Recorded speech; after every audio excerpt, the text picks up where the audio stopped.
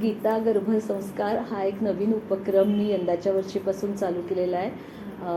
आपल्याला सगळ्यांना ठाऊक असेल की मधल्या काळामध्ये आत्ता ह्या 2-3 वर्षात व्हॉट्सअपवर फक्त अशी पोस्ट फिरायची की आपल्या तरुण पिढीला आपण गीता शिकवली नाही, एखादाही श्लोक शिकवला नाही, म्हणून सध्या जे काही चाललेलं आहे खाली खाली आपण जातो आहोत.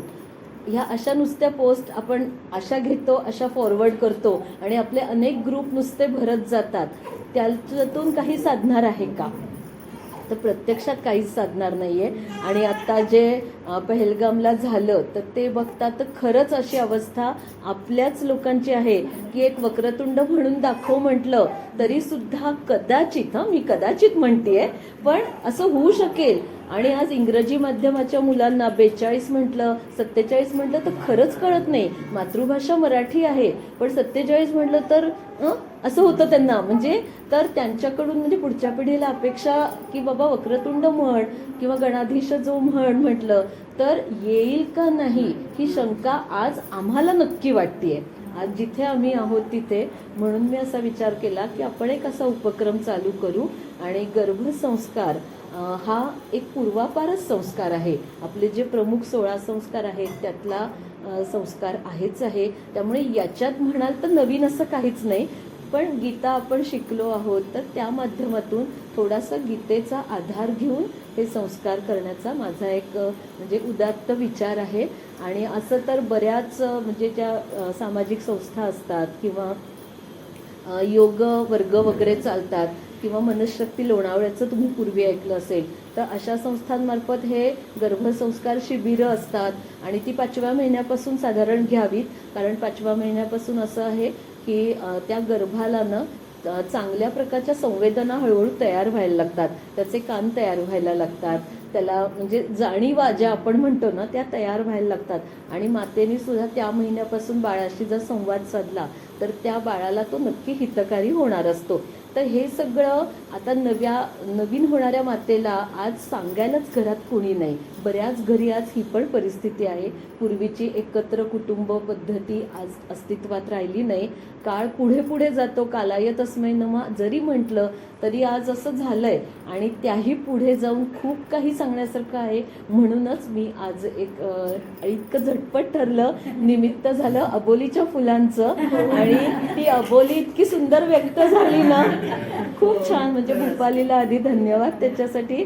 आणि इतकं पटकन कोणी असं उचलून धरेल तर त्याच्यावरच आधी सांगते, मग तिच्यासाठी सांगते. आजचा दिवस खूप चांगला आहे. आज आषाढ शुद्ध 2 आणि आज जगन्नाथाची यात्रा असते. आता बघा, जगन्नाथाची यात्रा आपण व्यवहारात सुद्धा म्हणतो. एखादं खूप अवघड काम जेव्हा करायचं असतं तर आपण असं म्हणतो की हा जगन्नाथाचा रथ आहे आणि हा असं मी एकटीने ओढीन असं म्हटलं तर तो शक्य नाहीये. 10 नाही, 100 नाही, जेवढे आपल्या परिचयातले लोक आहेत त्यांनी तो ओढावा, म्हणजे ते कामाला मदत द्यावी, सहयोग द्यावा, तेव्हा ते काम पुढे जात असतं. मग ही तर आपल्या संस्कृतीची शिकवण झाली ना की कुठलंही काम. आणि याच्यात 2 पैलू आहेत बघा. म्हणजे एक तर तुमचा अहंकार तिथे समोर त्या गाड्याखालीच गाडलाय की वाटेल मी करीन, होत नाही, अजिबात होत नाही. 10 लोकांची खरंच मदत लागते. आणि म्हणून मीही असाच विचार केला. आम्ही 7 जणी मिळून येतो आणि आम्ही माझं ना ब्राह्मण कुटुंबावर जरा जास्त म्हणजे भर आहे आणि सगळ्या जणी आम्ही तशा आहोत की त्या आणि हे आपलंच कर्म आहे. हे आपण, हा वारसा आहे, हा आपण नाही पुढे न्यायचा तर कुणी न्यावा सांगा ना. आज मला म्हणजे नवल वाटतं, आज इतर समाजातले सुद्धा लोक आता गीता वगैरे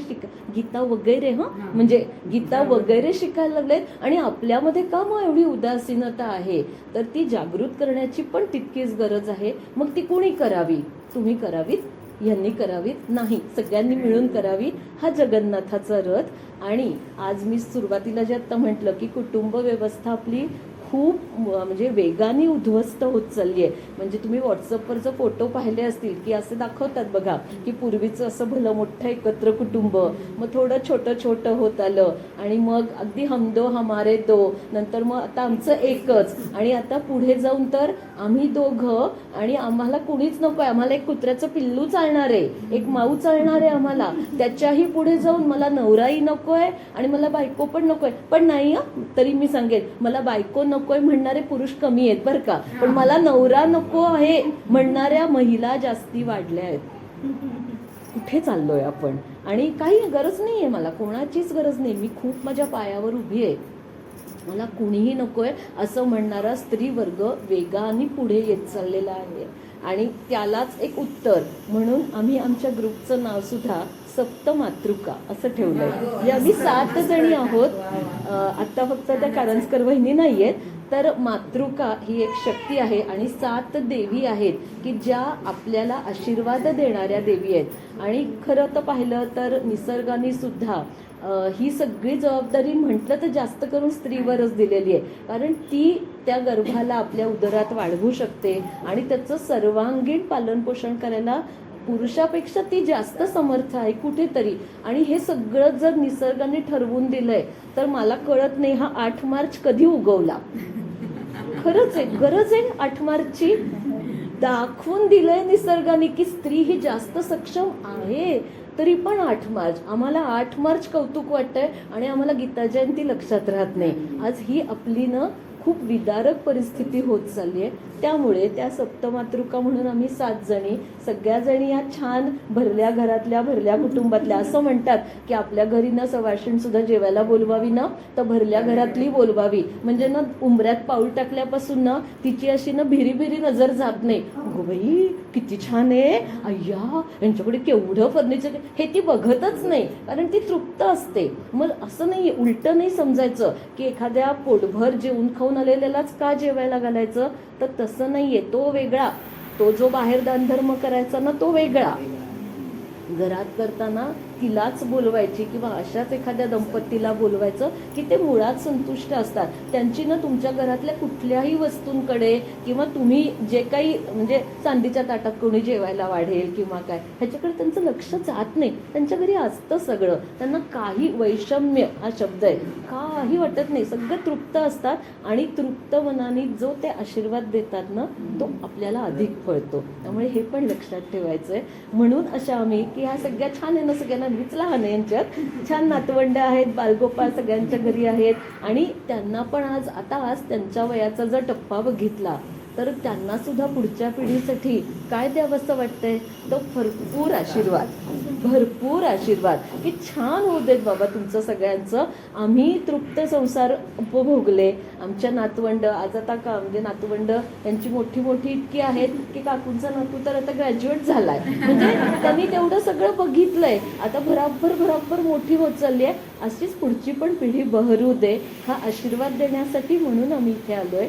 आणि दुसरं जगन्नाथाचं रथ, अबोलीची फुलं याचा संदर्भ जोडून सांगते की कुटुंब व्यवस्था मी म्हटलं तर कुटुंब व्यवस्था उद्ध्वस्त होतीये, पण ती सावरणं हा सुद्धा एक मोठा जगन्नाथाचा रथ झालाय.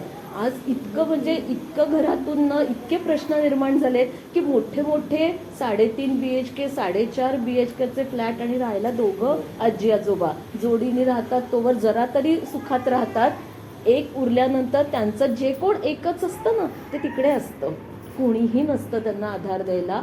तर ही कुटुंब व्यवस्था आता कशी आपण परत पूर्ववत करणार ठाऊक नाही, पण मला तुमच्यासाठी खूप आवडलं की सहज म्हणून मी भूपालीशी बोलले आणि तिने आपल्या धाकट्या जावेसाठी ही कल्पना उचलून धरली. झालं की जगन्नाथाचा रथ भूपालीने पेलला की तिच्या एका कुटुंबासाठी, की आता मला माहिती नाही तुमच्या घरात कोण कोण आहेत, पण म्हणजे ती आहे, तिची धाकटी जाऊ दी, तुम्ही सासू सासरे दिसतात, म्हणजे एवढं एक कुटुंब बांधून ठेवण्यासाठी तिने किती पटकन पुढाकार घेतला. आणि आत्ता हा पुढाकार ती एकटी घेऊ शकत होती का, तर नव्हती घेऊ शकत. त्याच्यासाठी तिचे आई बाबा तिच्या मागे उभे राहिले, त्यांनी त्यांचं सगळं उपलब्ध करून दिलं, कष्टाकडून. घर ठीक आहे आहेच आहे, पण तेच उभे राहिले तिच्या मागे, म्हणून आज ती हे करू शकली. म्हणजे हे सगळ्या छोट्या छोट्या गोष्टी आहेत, पण ह्या कुटुंब व्यवस्था बळकट करण्यासाठी खूप महत्वाच्या आहेत. आता हेच चित्र 25 वर्षांनी काय असेल, म्हणजे तुम्ही दोघी जावा, आत्ता सगळं पुढे काय माहिती नाही, पण सुरुवात चांगली करावी जाता जाताना अशा बिया उधळत जाव्यात 100 बिया उधळाव्या तेव्हा 10 झाडं चांगली येत राहतात. आणि असं आहे ना की कर्म चांगलं करून ठेवावं, काय माहिती त्याची फळं पुढे. आणि शेवटी असं आहे ना, आपले कर्माचे भोग, कर्माचा सिद्धांत, म्हणूनच पहिला अध्याय मी 3रा घेतला होता म्हणायला, की कर्माचा सिद्धांत तोही चुकणार नाहीये. असं होतं की या जन्मी मी इतकं चांगलं केलं, इतकं चांगलं केलं, पण मला त्या प्रमाणात फळ नाही मिळालं. पण त्याच्यासाठी माझं मागच्या जन्मीचं पूर्वसुकृत असणार आहे कदाचित म्हणून. पण मग ते नाही मला चांगलं मिळते म्हणून मी वाईट करावं का? हे आपले संस्कार नाही आहेत. आपण आज आपल्या बाळाला काय संस्कार देणार आहोत की तुझ्याकडून तू चांगलं करत राहा. समोरचा माहिती आहे आपल्याला तो चुकाचं करणार आहे किंवा तो त्याच्या संस्कारानुसार वागणार आहे. आपण आपल्या संस्कारानुसार वागायचं. म्हणजे अगदी लगेच गाल पुढे करून दुसरी थप्पड खायची वगैरे इतकाही नाही. मग त्याच्यासाठी समर्थ रामदास स्वामींचा दासबोध फार महत्वाचा आहे. ठकास महाटक, की प्रत्युत्तर देताही आलं पाहिजे वेळ काळ बघून. म्हणजे प्रत्येक वेळेलाच नमतं घ्यायचं का? तर नाही. जिथे योग्य तिथे तुम्हाला वाचाही फोडता आलीच पाहिजे.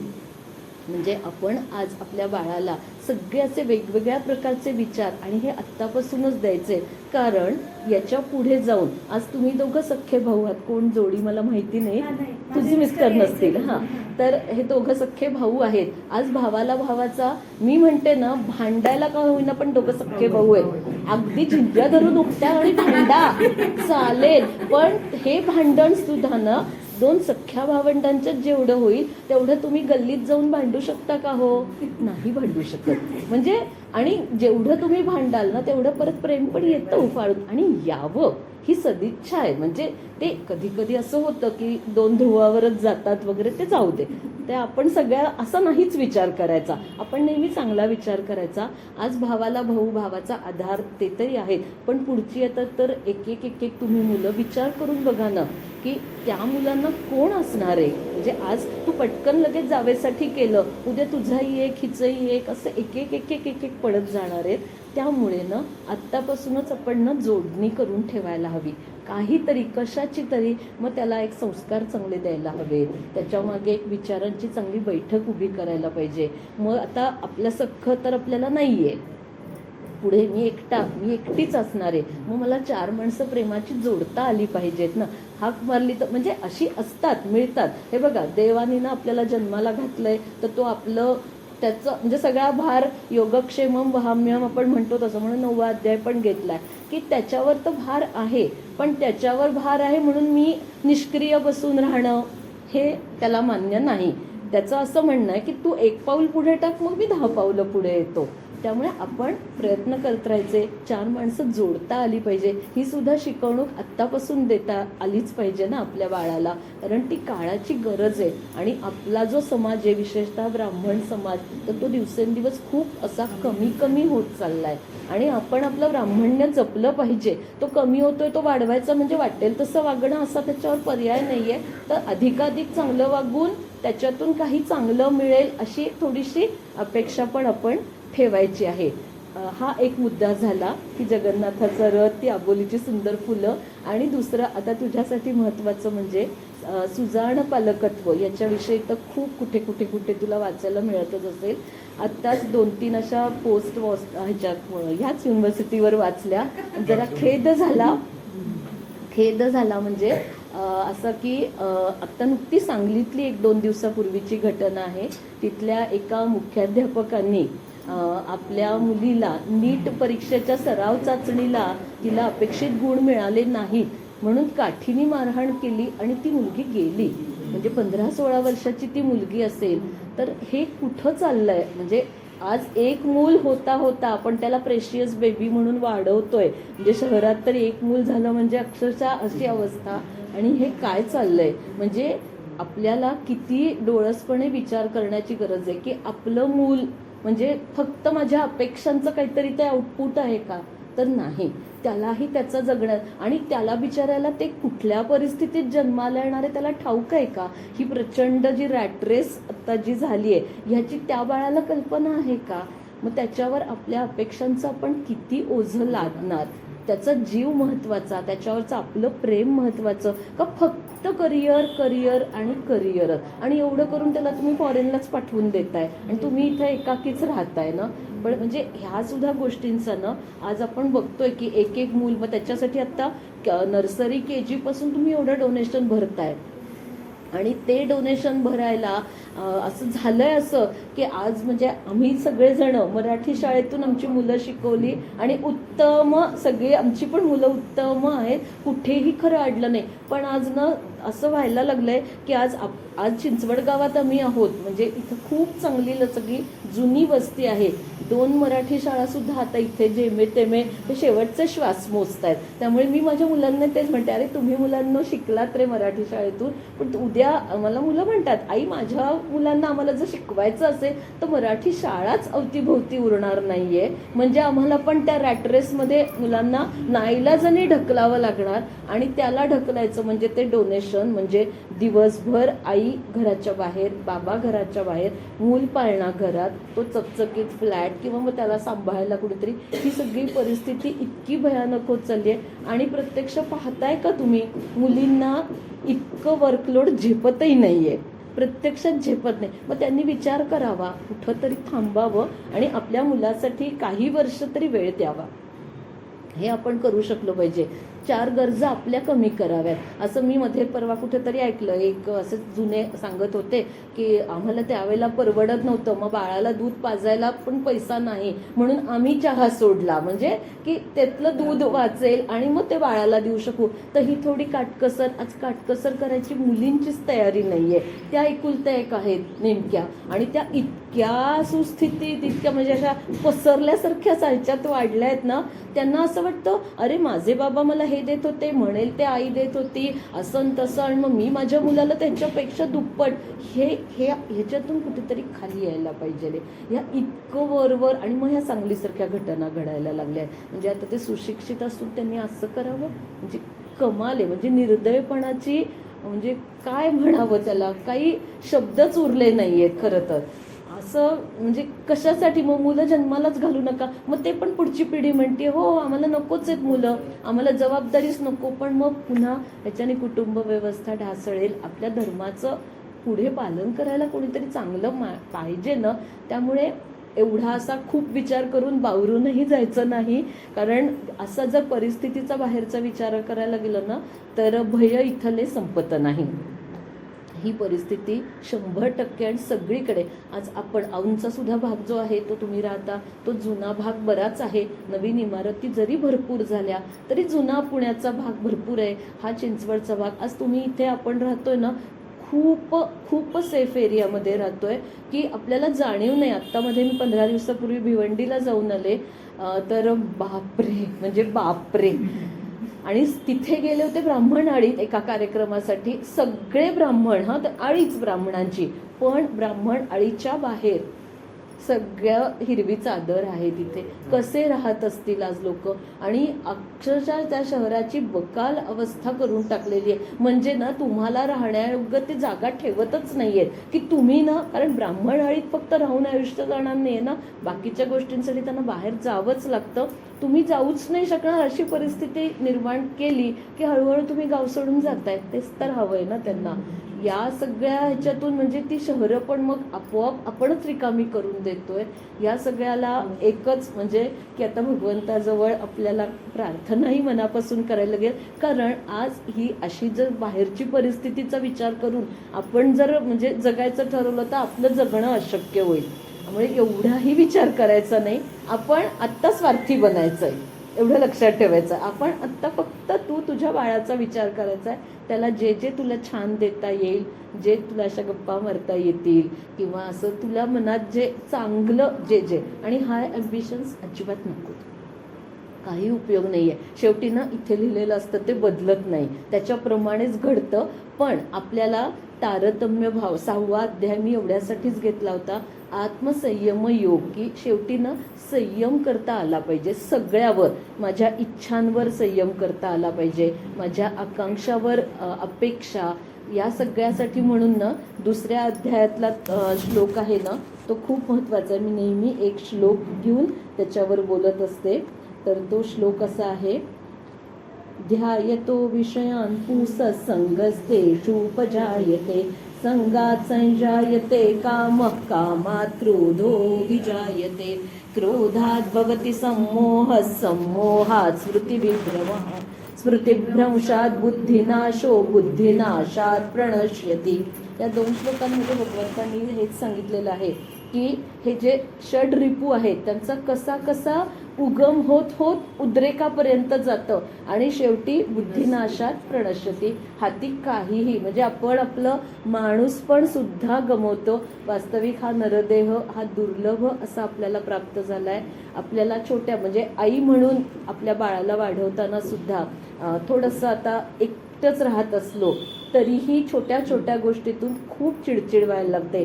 वर्कलोड असतं, बाबा म्हणणार ते असं आहे, माझं मला शक्यच नाही आहे, माझ्या मीटिंग आहेत अमुक आहे, तुझं तू बघ. तर कुठं तरी ना ती वेळेची सांगड घालण्यासाठी ना हळूहळू आपल्याला चिडचिडे व्हायला लागतो आणि तो चिडचिडपणा मग हा असा जो बाहेर पडला ना हा अत्यंत चुकीचा आहे. म्हणून वेळीचा वर घालायचा. अरे बाळ आपलंच आहे ना, मीच त्याच्यावर इतकं चिडून काय साधणार आहे, ठीक आहे थोड्या वेळाने करेल, बरं तुला वाटेल तेव्हा कर. म्हणजे लाडोबा नाहीये करायचं आपल्याला, पण किती आपण चिडायचं हे आपल्याला पण ठरवता आलं पाहिजे. किंवा थोड्या दिवसांसाठी आजी आजोबा घरात येऊन राहणार असतील किंवा आपण एकत्रच राहत असू तर होतं काय, त्यांचा एक वेगळा दृष्टिकोन आपला एक वेगळा दृष्टिकोन आणि तिथे चढाओढ होते किंवा तिथं तफावत होते आणि त्याचा सगळ्याचा परिणाम आपण न थेट मग आपलं बाळ आपल्या हक्काचं असतं ना, घाल त्याला 2 दणके असं होतं आणि न ते बाळ मग हळूहळू न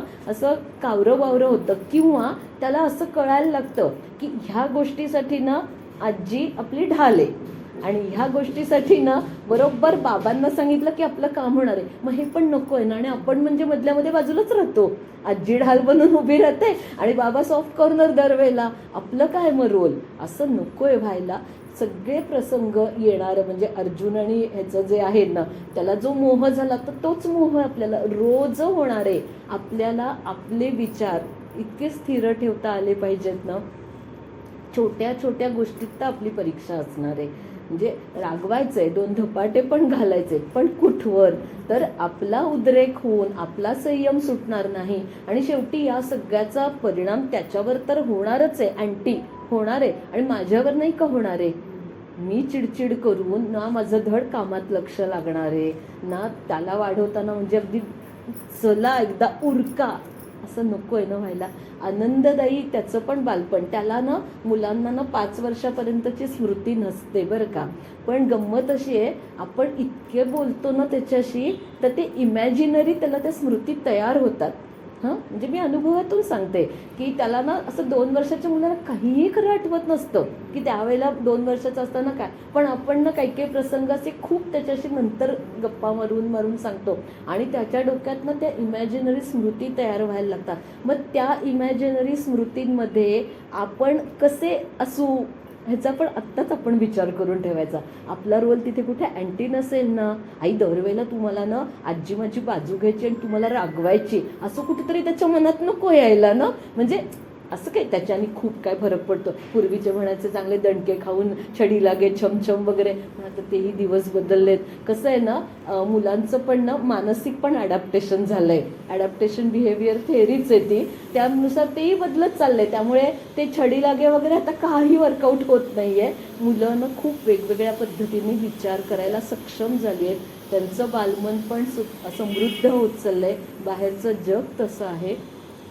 आपला रोल आई म्हणून आपण खूप खंबीर ठेवला पाहिजे आणि आई बाबा ह्या दोघांच्यात असा भेद नाही मुलांना वाटला पाहिजे की मी आता बाबांना नाव सांगेन का, मी नाही समर्थ आहे ती सिच्युएशन सोडवायला, हे तर चूकच आहे. बाबा येऊ देत, थांब बाबांना नाव सांगते, काही गरज नाही आहे, मी आहे ना समर्थ, मी सोडवीन ना.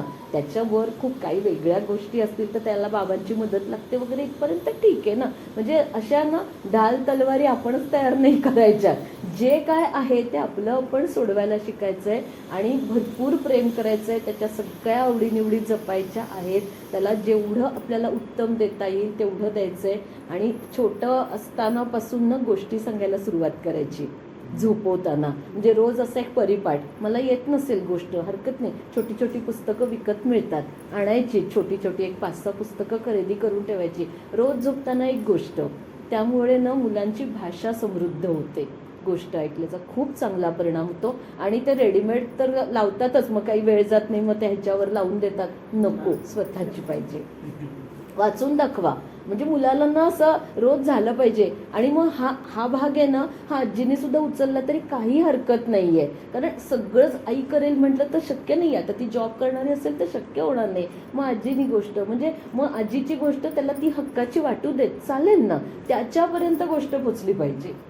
आणि भरपूर गप्पा मारायच्या आहेत. म्हणजे ती जी बडबड गीतं असतात ना, ती आपली जुनी आठवा, कुठे संकलन करून मिळालं तर एक 4-2 लिहून काढा. आणि त्याच्याने ना मुलांचं ना लवकर बोलायला शिकतात आणि भाषा खूप चांगली समृद्ध होते.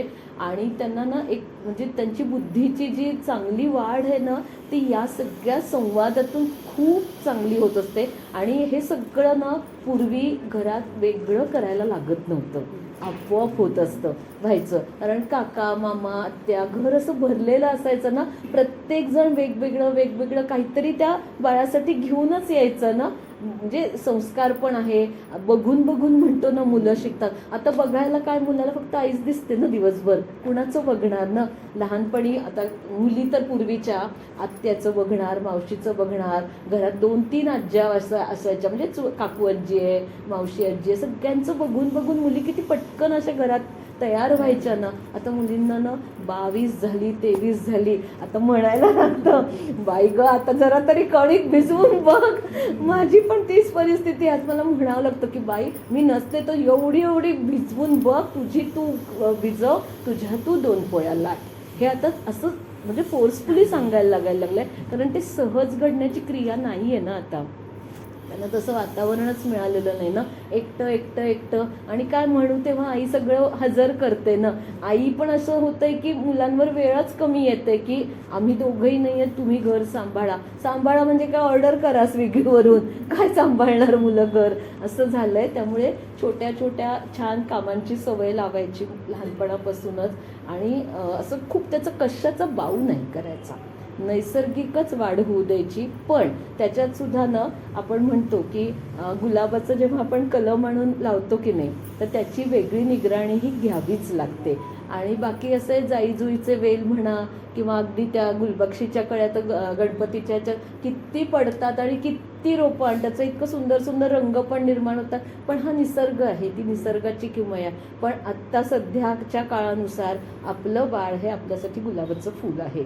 त्यामुळे त्याची काळजी आपण छान प्रकारे घ्यायची, प्रसन्न राहायचं आहे. उरलेले आता 2-2.5 महिने किती आहेत माहिती नाही मला तुझे, तर ते पण असं प्रसन्न राहायचं.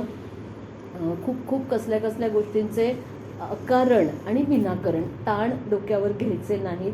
जेवढं असं हसतमुख आणि आरोग्य हेल्थच्या दृष्टीने पण तब्येत राखायची, व्यवस्थित आहार खाऊन पिऊन असं सुखात राहायचं. म्हणजे उगीचच हे नको ते नको, नखरे नकोत. मुलांच्याही आवडी तशाच मग तयार होतात आणि त्या जीन्समधून येणाऱ्या असतात त्या येतातच. म्हणजे तुझ्या मुलाच्यामध्ये ना तुझ्या बाबांच्या आवडी येतीलच, बघ तुला कळेल. त्या बाय डिफॉल्ट येतात क्रोमोझोम थेअरीप्रमाणे. म्हणजे ना खाण्यापिण्याची अशी विलक्षण आवड ना ती त्या आजोबांकडून येते आणि ती येऊ देत. पण एक सर्वसामान्य सगळं आवडावं घरातलं. शेवटी कुटुंब व्यवस्था जपली तर आपलं माणूस पण सुद्धा या काळात जपलं जाणार आहे. आणि आपण आग्रही राहायचं. शेवटी जे होणार आहे ते होणारच आहे ना. काहीतरी जाऊ दे काय करायचं म्हणून सोडून नाही द्यायचं. शेवटपर्यंत प्रयत्न करणं आपल्या हाती आहे. आणि म्हणून 17वा अध्याय शेवटचा घेतला होता की श्रद्धात्रय विभाग, की तुमची श्रद्धा पाहिजे ना कुठल्याही गोष्टीवर. मी जे काही करते आहे ते माझ्यासाठी, माझ्या बाळासाठी आणि आमच्या सगळ्या कुटुंबासाठी, माझं मूल हे चांगलं होणार आहे. ही श्रद्धा ना. नुसतं हाय करिअरवालं आणि तिकडे जाऊन सेटल काय करायचं आहे, काही गरज नाही. इथे राहून सुद्धा खूप काही चांगलं करता येईल. त्याला आत्तापासूनच म्हणजे देशाप्रती प्रेम त्याच्या मनात जागृत ठेवायचं आहे. देश सोडून जाणं हा काही पर्याय नसतो. म्हणजे खरंच नाही आहे पर्याय. मधल्या पिढीने फारच असं झालं आज तर आपण बघतोच आहे की आज औंधला काय इथे चिंचवडला सुद्धा नवे नवे फ्लॅट झाले. खरंच फक्त आजी आजोबा राहत आहेत आणि पुढची पिढीच नाही आहे इथे. त्यामुळे प्रयत्न करावा की राहा, गेलात तरी बाबांनो परत या. म्हणजे एक असं त्यांच्या डोक्यावरनं असं बिंबवून ठेवायचं. आणि सगळे कसं आहे ना, ह्या संस्काराच्या बियासुद्धा ना तुम्ही अशा टाकत राहायच्या. सगळ्यालाच एकदम झाडं येणार नाही आहेत ना. आता बागेमध्ये मार्च लिली असते कुंडीमध्ये, फक्त मार्च महिन्यातच त्याला फुलं येतात नाही का. आणि सुंदर अशी 4 ती लाल रंगाची किंवा आबोली रंगाची, बाकी वर्षभर तेच खाली असतं, दिसत नाही, कळत नाही. नंतर ती पानंसुद्धा काही वेळेला जातात, परत पानं फुटतात. तसं आहे ना, काही बिया या वर्षातून एकदा तेवढ्याच ते उगवणार आहेत, पण ते येतील तेव्हा ती लिली जसा आनंद देते, अशी 4 दिशेला 4 बरोबर ती फुलं फुलतात, इतकी सुंदर वाटतात. तो आनंद आपल्या मुलाकडे बघून इतरांना मिळावा आणि आपल्याला आपल्या बाळाचा कायम अभिमान वाटावा. ते कसंही असलं तरी आज ते माझं बाळ असणार आहे, बरोबर ना. आणि गुणदोषांसकट माझ्यात आधी तपासावं, आरशात समोर आपण उभं राहून बघायचंय. 100 गुण आहेत तेवढे त्याच्यापेक्षा 10पट दोष आहेत माझ्याकडे.